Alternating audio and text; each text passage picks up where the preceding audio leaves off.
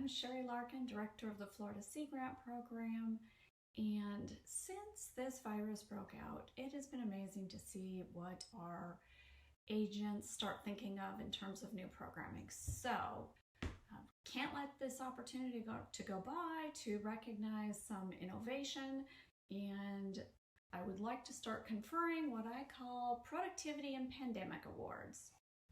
So, let's begin.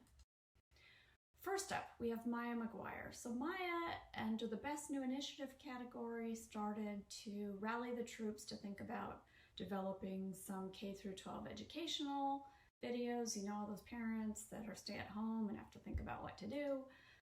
So, of course, Maya first talked about sea turtles, has a couple of chapters on that, and I think Brittany even did some on manatees. There's more to come, mind you, but I will have to say, this was so well received that I even received an unsolicited email.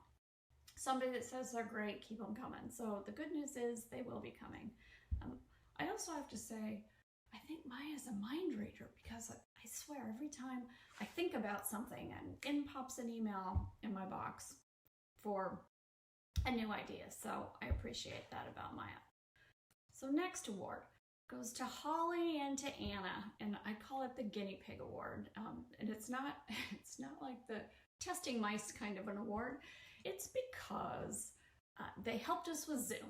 So we had our first Zoom.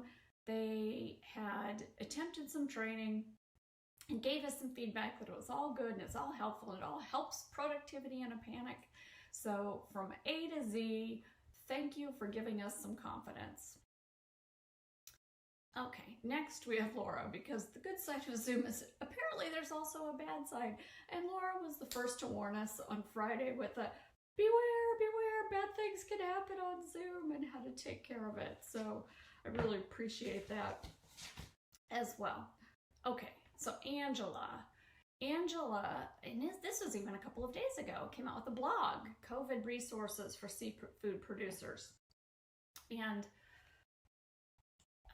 what's interesting about that, not interesting, but it had a lot of great resources, and I love this phrase she came up with, and we even put it on our homepage. Can't eat out, pick up some locally caught trout, or snappers, or groupers, or clams, or oysters, or whatever it is that we produce here, which is quite a bit. So let's try to help direct marketing what we can. One of the resources, encourage people to go to National Fishermen and sign up.